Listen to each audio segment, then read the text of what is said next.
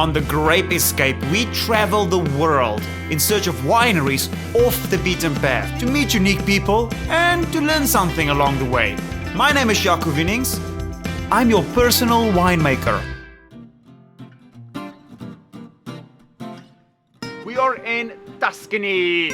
I'm kidding, we're in Ohio. But it's as good as Tuscany, Gervasi Vineyards. This is Scott Swaldo, the owner, and he's gonna take us around to meet everybody that makes the magic happen. This is Brian from Gervasi Vineyards. He knows his grapes. Brian's job is to get the grapes to the cellar in peak winemaking condition.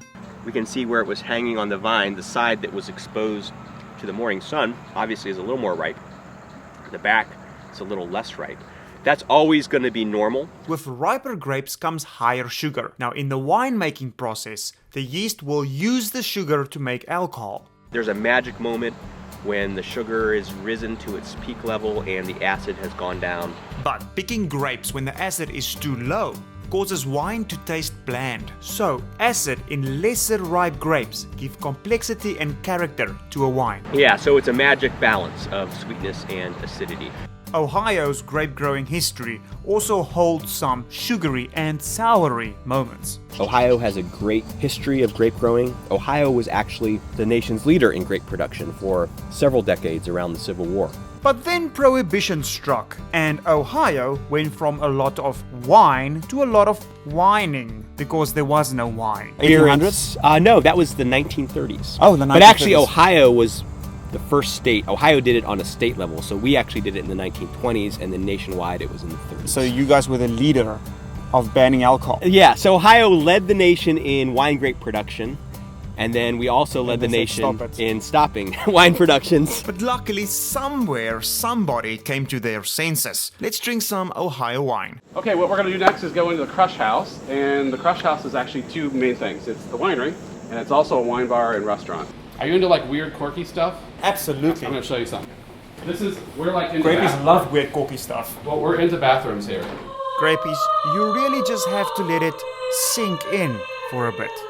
Next we meet Andy, the winemaker. To the Grapies. To the Grapies, cheers. This is proudly Ohio wine.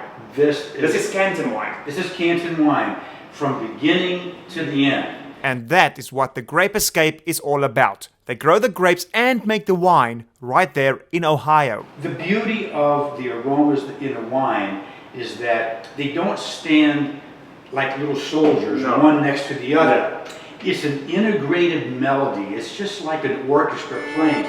You hear the violin, you hear the cello, you hear the trombone in the background, and you can hear them individually, but really the impression and the impact is a symphony. Yeah. And that's the way to appreciate and look at a wine.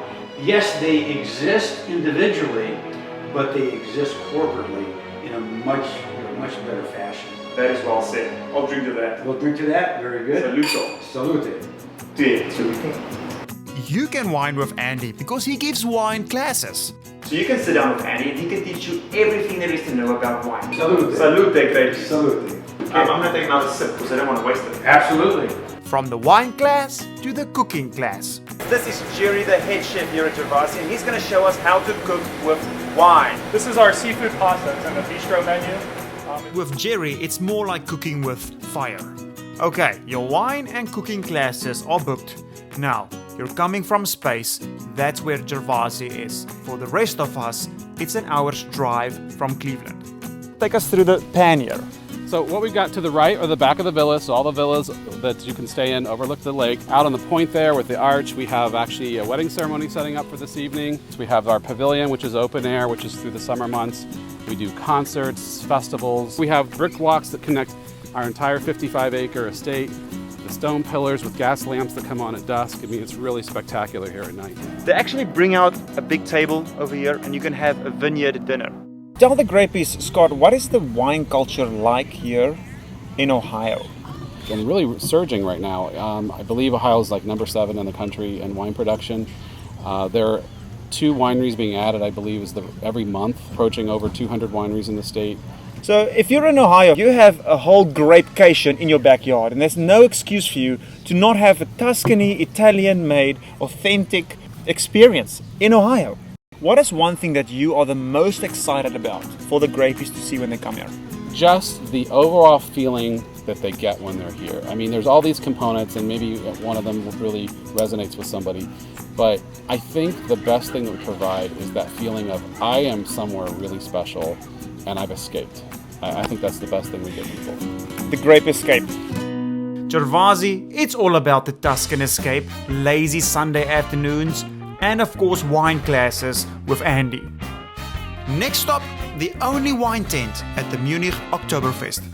You guys also had a gangster shooting here. This crazy story includes a police chase, shootout, and mummification. Catch this and all the extra content right now.